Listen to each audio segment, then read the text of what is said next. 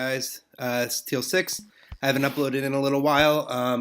Those of you that know me know that I have been in the middle of a big move. I moved in May from New Jersey over to California, and then just at the beginning of August, I moved from California to Sydney, Australia. So, haven't had a lot of time when it comes to Mons related things, but I'm kind of getting settled in now. I think I just secured an apartment today. Hopefully, if everything goes well, I'll be there soon.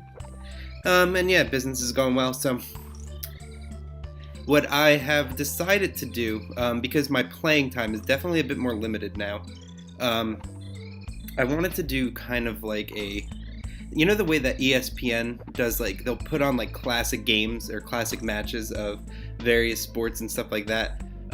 What I wanted to do was do a similar thing. So this is my Smogon Gold series. That's what I'm going to call it. Where I take just a really, really good match and I, replay it, narrate it, kind of analyze the game as it goes. These matches will, for the most part, not have anything to do with me, although most of my other uploads have either been lives of players, like teams I've been on, or just like tournaments I've been watching, or they've been my own matches narrated retrospectively. So in the Smogon Gold series, that's not going to be the case. Typically, they will be very high-level tournament replays, so we're talking like SPL, late rounds of OST, Smogon Tour finals, things like that. Instead of, anything smaller time. So like if it's like a third round in Grand Slam Open, I'm probably not going to pick it up, even if it was a really good game. So this is episode 1. I was just talking about this game before in one of the Skype chats that I'm in. Definitely one of my favorite games from the past SPL. I would put it in my top 3. Spoiler alert, one of the other matches that I do plan to narrate for this series actually does include me, and it was my game versus Coco Loco for that. I actually might even do that tonight because I really enjoyed that game and would want to talk about it a little bit. So, I'll stop digressing there. This was in the finals of SPL, Blunder versus Reiku. Both players had been playing extremely well all throughout SPL. Blunder really came into his own, was probably one of the leading Oris OU players at the tournament. Reiku similarly did not misplay very often or at all. This was just a titanic match coming into it. So, taking a look at both teams, we see Blunder's got a pretty classic build here, Low Putty Sand, which is the Tyranitar Excadrill combo with Lopunny, and then typically just fat pivots. And as you can see from the other 3 members of his team, he's got 2 regenerators, and then Rotom Wash, which is like the ultimate pivot. The idea of the team being you use the Volt Turn core here between Rotom and Tornadus, Therian, or Torn-T, to get in Lopunny whenever you think you can pick something off, like because it's not a very bulky Pokemon, or set up your sand, or use the sand turns with Excadrill. Amoonguss is just an amazing Pokemon. It buys you so many free turns with Spore or Stun Spore. Like, it just has so many options. It comes in on so many things. Looking over at Reiku's team, he's got a pretty unique build. You don't see Crawdon all too often in Oris OU, but I think it's picking up a little bit more steam now, actually. It's actually really good against Blunder's team because, like, Aqua Jet does a ton to this knockoff does a ton to Rotom. Obviously, these two can't take any water hits whatsoever, and Amoonguss, which is typically the mon that he would use to counter something like a strong water attacker like a Keldeo, I think it dies to a +2 knockoff. So, all things considered, Reiku has a mon that really just terrorizes Blunder's team. I would say Blunder's at a big, maybe not big, but a notable team preview disadvantage here. The rest of his team's pretty cool too. He's got his own Volturn core between Landorus and Reiku. I don't know if his name is supposed to be a reference to this Pokemon Reiku here, but I'll say Reiku and Reiku. He's got just a wall breaker kind of powerhouse mon and Metagross. Healing Wish, which is great when combined with like just really strong, powerful things like Crawdon and Metagross. And Clefable's like the best OU mana from what I know. So we'll get into this one. For some of these games that I will do, I don't remember them 100% perfectly, but I'll consider the board as it goes, if that makes any sense. So if I get some things wrong, that'll happen. It's almost like doing it live, but So Blunder leads off with his Rotom as Reiku leads off with his Raikou. I can see pretty clearly why Blunder would want to lead Rotom. Simply put, he does not want to give free turns to this monster. But he also wants to be able, it anti-leads his Rocker, right? Which is always a big thing. It does not give free turns to his most threatening Mon. And, it has decent matchup against Metagross. Kind of shitty matchup here. It's fine to Volt Switch out on Clefable. And Latias is also kind of shitty matchup, but he's never going to lead Latias with T-Tar, weighing in the wings like this. So Rotom's a pretty obvious lead, I think, on Blunder's part. Reiku probably analyzed that himself and noticed it and decided leading a Reiku was a good idea. So Blunder has to pull out right away, and he goes straight into his Excadrill. Reiku makes the aggressive play right off the bat and goes for the Hidden Power. It's super effective, so you can assume at this point it is either fighting, fire, water, or ground. Well, no, it's not ground because it popped the air balloon. So, but realistically, you can probably tell that it is fire. There's no reason to run. I mean, he would never run fighting because Aura Sphere exists. Ice is another option, water is another option, but it's just there's no chance. Well, obviously it's not ice here because it was super effective, but so he gets that Hidden Power off, has to pull out of the way because it's not a 2-hit KO. Blunder recognizes that he has to pull out of the way, and he gets his. This is a great play. He gets his Rotom in just immediate, all right. So Blunder recognizes that Reiku will recognize that he has to get out of the way because his Raikou does not 2-hit KO the Excadrill. Now, the most obvious thing for Reiku to bring in on an Excadrill is going to be Landers, right? It's a 100% counter, especially at full health like this. And also, importantly, nothing else appreciates taking a hit. Nothing else is comfortable taking a hit from Excadrill. So, Landers is good. Blunder appropriately recognizes that Reiku's smart enough to do that and decides to go back out to his Rotom, which is a pivot, right? It's not gonna, and it also beats Landorus 1v1, obviously, it threatens it out immediately. He's wrestling back momentum right away from a bad lead matchup. So Reiku switches, I guess, that's a weird thing to do, because maybe, why doesn't he U-turn, but whatever. Brings out his Raikou. Blunder knows that he's not going to stay in to take a pump or a Will-O-Wisp, but he just goes for Volt Switch, and now he's getting momentum really well. He brings out Tyranitar, which is not going to take too much from anything that Reiku throws out, and he just goes for the Volt Switch. Okay, so Blunder does not go for the Pursuit here. I think, he just sets up Rocks. Good chance to get his Rocks up. Metagross comes in. So Metagross is also a very threatening Mon to Blunder's team, depending on what his coverage is. Zen Headbutt will decimate pretty much everything here. So Blunder's probably hoping he doesn't have that. Now, in this case, he's never going to Zen Headbutt a Tyranitar. That just doesn't even make sense. So he pulls it out into his Rotom. Metagross Mega Evolves and goes right for the Meteor Mash, hitting what's in front of him. Okay, that's fine for an early gameplay. Rotom takes next to nothing from that, and he is going to scare out the Metagross this turn. So Metagross gets out of the way, and in comes Clefable. Blunder recognizes that he's going to switch, and again goes for the Volt Switch. So, while this looks like a simple play, you have to remember this is SPL Finals, right? He's pulling the trigger on, stuff that, if it goes wrong, he can, one, there's hundreds of people watching, and two, he'll let his team down in, a big way, right? So, Volt Switching there, say he Volt Switched, and this did have Zen Headbutt, and it just took 60% off, right? That's a tough thing to do. So going for Volt Switch, it looks like a simple play. Okay, Metagross is not going to stay in to take a Will-O-Wisp, right? But it's not as simple as it looks, I think. And you should and this game gets a lot more hairier than that, but you should give credit to players that do manage to pull the trigger in situations like that. So Clefable and Amoonguss match up here. This is really good for Blunder. He's doing well keeping momentum against a team that he doesn't have great matchup against. So he threatens the Spore here, and I think he just does go for it. Yep, he Spores the Latias. Latias is a good choice to take the Spore because it can't really do too much, unfortunately, to Blunder's team. If he ever gets caught by the Tyranitar, it's just dead, and it's not going to do a ton of damage back. This is always faster than it. Can't hit it super effectively at all. This will always be faster than it. Rotom's the only thing, and Rotom and Amoonguss are the only things that it does anything against. So Latias is definitely a good choice here.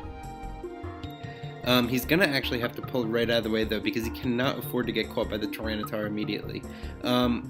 Blunder, this is a really good play, because obviously the most tempting thing is to try and catch Reiku being greedy, right? And the greedy play right here after this Spore. The greedy play right here would be to try and burn off a sleep turn. He wouldn't have a lot of gain from that either, because like I said, Latias doesn't do a ton here, and he doesn't even want it to wake up, because if it wakes up, then this just threatens sleep on something else at a different point, or he has to bring Latias again.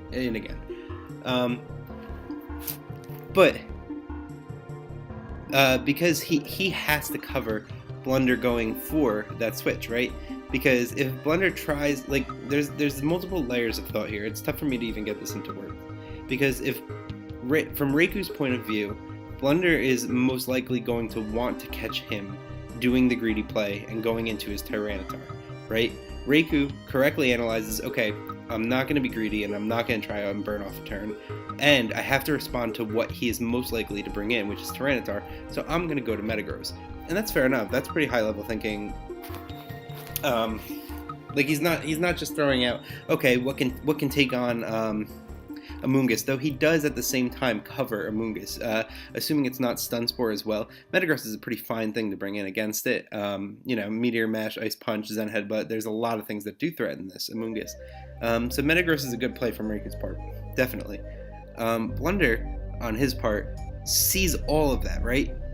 And he decides not to go, for his part, it would be pretty greedy actually to go to Tyranitar. Because he's trying to catch he's trying to assume his opponent's going to misplay and catch him on that. Instead, he recognizes that the best thing he could get in is actually something that threatens out this Metagross, and he goes right into his Rotom. So, I really like this turn 8 from Blunder's point of view. I think it's good from both of their point of view, actually, but it worked out better for Blunder because he thought one more level ahead. So he gets his leftovers, and he scares that out yet again. Clefable comes out, and we see yet another Volt Switch, so he keeps pulling this trigger. Definitely a good play.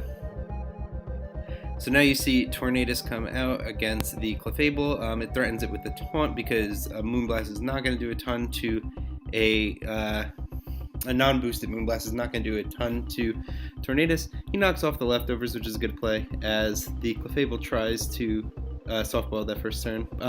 He does reveal himself to be Bolt Beam, and the Thunderbolt does enough to 2-hit KO the Tornadus, so obviously Blunder cannot stay in. He goes right out into his Lopunny. Reiku calls that. He knows he's going to switch, but he can't accurately determine what he's going to switch to, so he just goes for the Moonblast. Gets a decent chunk of damage off on this Lopunny, which itself the next turn just goes for Fake Out. Fake Out is 40 base power and return is 102, so it's 2.5 times as much, so that's 42. Yeah, he's definitely within range of return from here. And so Blunder just goes for a turn and takes out the Clefable. So that's one thing out of his way that he doesn't have to worry about anymore. The Landorus comes in and gets the Intimidate off, and obviously, I forgot about this. This is really cool. So from both of their point of view, Reiku thinks, okay, I have a pretty free turn, because even if he does stay in and return or Ice Punch or whatever, I live that, and I can pull back momentum fine from there. So I think he just goes for Rocks himself. Blunder reveals a pretty neat tech. You can definitely tell this is an ABR team, because I think he's the only one that would use that. So he just goes for the Toxic and hits the Landorus. Next turn, he pulls out of the way. As Landorus, I think, just goes for the U-turn. That's a good play from Reiku's part. He knows that Blunder's not stupid. He's not going to stay in and take an Earthquake. So he just goes for the U-turn, catches the Tornadus, and is able to reestablish momentum for himself.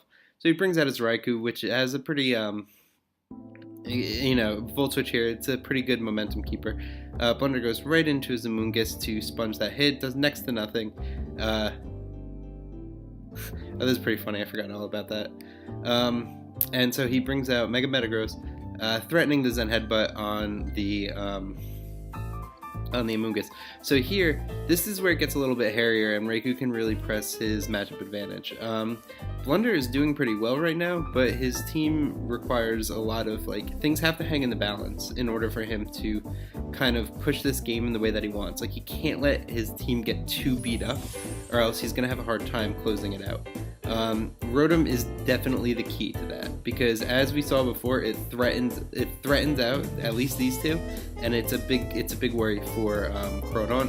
So it's his way of keeping momentum. Bringing it in hard on attacks is actually a pretty big problem. And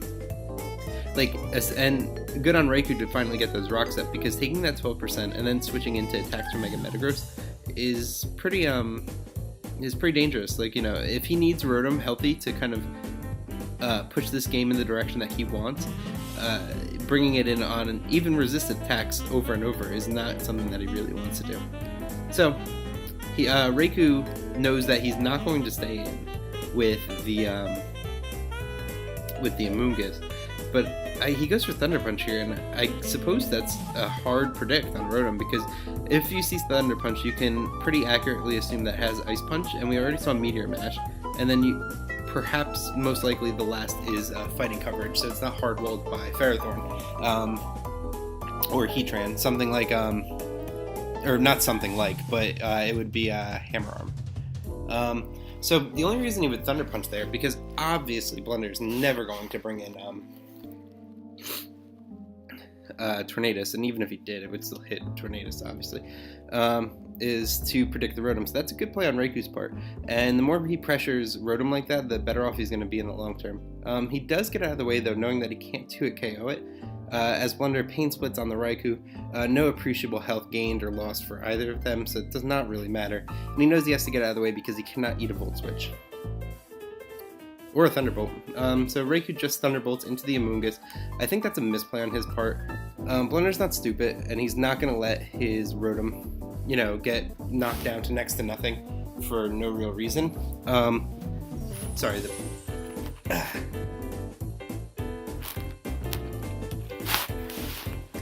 bed that I was on is uncomfortable as hell. So yeah, I think that's a pretty poor play on Reiku's part. He could have maintained momentum pretty easily and started that whole process up again, gone right out into Mega Metagross, and even if he Ice Punched and hit the Rotom again, it's taking rocks, it's taking Ice Punch. Like, it's not a situation it really wants to be in. So that's definitely a misplay, I would say. He Volt Switches the next turn on the Amoonguss and gets out of the way, bringing in the Metagross, knowing that assuming it's not Sunspore, knowing it can't really hurt too much. Blunder does accurately predict the Metagross switch in following the Volt Switch and goes for the hidden power. Gets a clean 26% off, not a ton, but it is wearing this down, and there's no recovery on this team. So aside from a Healing Wish over on Latias. So he brings in, knowing that Rotom can't take too many more of those hits, as I said, he brings in Tornadus in order to sacrifice it off and reestablish momentum. He also, at this point, has to start considering the health on his Amoonguss, because he will probably need that at some point to help deal with the Crawdaunt. Problem being, +2 Crawdaunt knockoff does kill Amoonguss from at least close to full. Like, I think like 95, it's like a guaranteed kill or something. So it's not, the game hangs in precarious balance despite the scoreboard looking pretty even. So Blunder brings in his Rotom and threatens again with the Will-O-Wisp, but Reiku this time decides not to bite, and he's just going to Thunder Punch it. That chip damage right there is huge, because now Rotom does not reliably check this at all. It doesn't even reliably check Landorus anymore. So he does pull the trigger again and goes for Volt Switch. This time I bet he's a little bit disappointed with it, but at least now he's in range of Lopunny's high jump kick. So knowing that he's in range of Lopunny's high jump kick, he assumes that Reiku is going to get out of the way. So he doubles back out into Rotom. That's a very good play, because Reiku does in fact go to Landorus. So Blunder correctly called that. So let's see. He doesn't attack here, which is strange. I mean, you would assume that maybe it's SmackDown, because you would assume that Elandris would have something appropriate to kill off a Rotom from 20%, be it Stone Edge or Knockoff. And obviously, if he had U-turn at this point, he would have gone for it. So he pulls out and brings in the it has to be SmackDown, right? He brings in the Reiku. Blunder here just goes for a Volt Switch, keeping up momentum, knowing that he's not going to be able to Pain Split back up to an appropriate amount of health to actually end up checking anything. He brings in Lopunny, which is a great call because nothing on Reiku's team wants to switch in here. I think he gets a guaranteed kill. So return comes off, does 25%. He does take the Rocky Helmet, and Toxic brings Landers back down to 20. He's forced to take the Rocky Helmet again, and knocks himself down to 13% as he gets the Landers out of the way. So now Crawdon's in. And if you're looking at the state of the game right now, you could see exactly why I think Reiku had a pretty solid matchup advantage here. Rotom's next to dead. Lopunny is within a third of an Aqua Jet range. The other two take super effective damage from it, and then Amoonguss can, it's a shaky check at best. So Crawdon comes in. Blunder cannot let it set up an SD for free, so he does actually have to sacrifice his Lopunny here. That's a tough call to make. For Reiku's part, that's a good call from him, knowing that Blunder's smart enough that he won't give him that free turn, that he actually does just have to go for Aqua Jet. A lesser, more greedy player would definitely see that as a big chance to get the SD off, thinking that he would want to keep the Lopunny in order to clean up the game later, because it outspeeds everything on the board and kills actually everything on the board aside from the only priority user, and Latias needs like one hit, but that's it. And Latias gets pursuit trapped anyway. Frankly, I probably would have gone for the SD there. It's just in my nature, and I definitely would have misplayed that turn. So I think that's a really good call on Reiku. Like, it seems so simple to just go for what's in front of you, but sometimes it's very tempting to go for the move that Oh, Latias is asleep too, by the way. But it's pretty tempting to go for, like, if he did SD there, the game was over. If he did SD there and Blunder switched, the game was actually 100% over.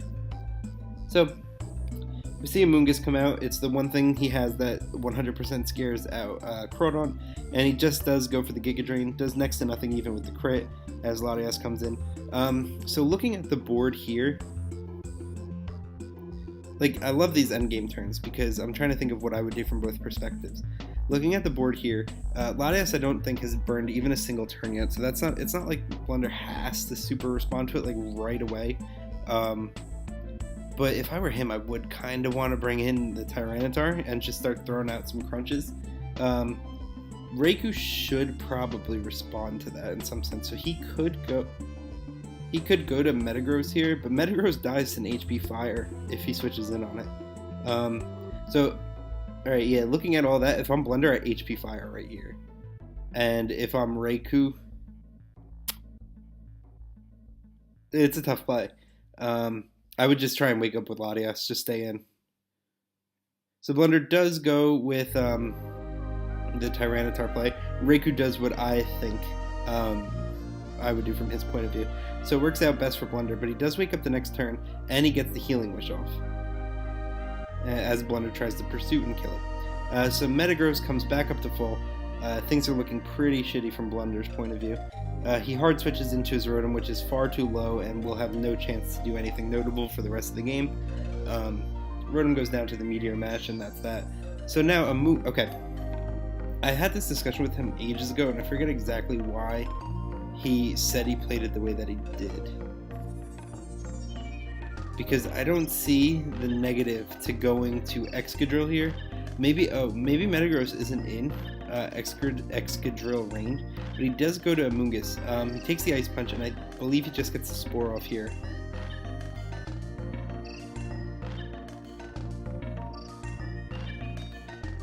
He does have, obviously he has to go to Excadrill here. Obvious, that's a super obvious. As Metagross burns a Sleep Turn. Burns a second Sleep Turn, takes an EQ. Oh, yeah, okay, he was, right, that was why, he wasn't in EQ range. Blunder gets a bit of luck and gets the long sleep and takes out the Metagross. So in comes the Crawdon, and we're in that same situation again, right? Like, Blunder cannot, like, it's too hard to give a free turn here. If he switches out and he SDs, then it's obviously game over. But this time he gets that 50-50 right. So if Blunder switches out and Reiku SDs, then it's over because he just clicks knockoff, or he just clicks against whatever is in front of him, and eventually he wins the game. But if he SDs and Blunder EQs, he loses the game.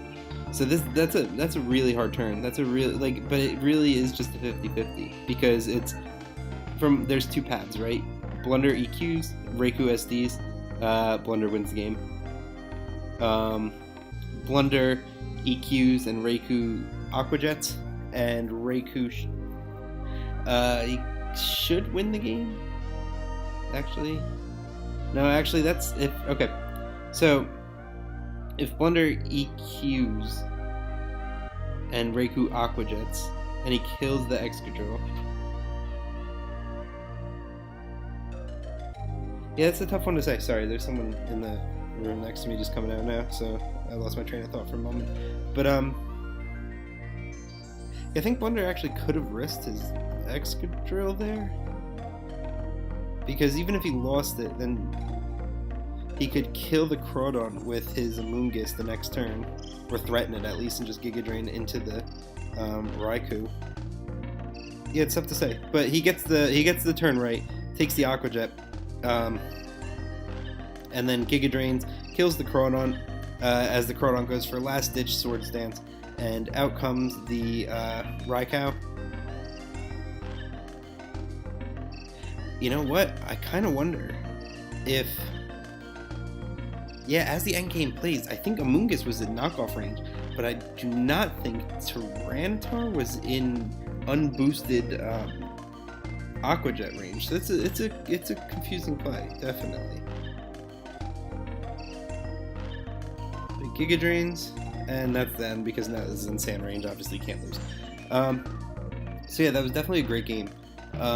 I love matches like this where the game is like in super precarious situation for both sides. Like they both had a number of turns where, especially on Blunder's end, had a bunch of turns where like if he fucked up and played the obvious play or the most tempting play, he could have lost the whole game, and he didn't. I really like that in game.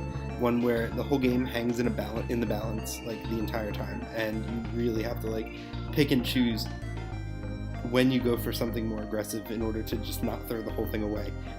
And it looks so simple on a replay, but when you think about it and you think about the fact that like your team has spent months trying to get to this point and there's hundreds of people watching, and you know there's going to be all this criticism of every single thing you do, to hold yourself together and make the most like considered and intelligent play over and over and over for 40 turns, that's pretty notable. And a big part of why I actually like Pokemon, because it says a lot. Like when you do something reflexive like a sport, you don't have time to think like if you're a center midfielder in soccer and you pass to the right winger as opposed to the striker, like it's not the sort of thing where like there's no time to think about it, you just do it. In Mons, you have those long 5 minutes as you're watching the clock tick down, you're watching everyone cracking jokes and shit, and it's hard to keep it together for that. Like I've not played a game similarly to it, and I think this game is a good example of kind of playing with those high stakes, even though I'm just doing a replay. But this is just the first game of the Smogon Gold series. There will be some to come. I will definitely do myself versus Coco Loco. That's a really good match that kind of does the whole game in the balance sort of thing, almost even more than this. Frankly, it was the best game I've ever played. It was, and at least definitely the most fun game that I've ever played.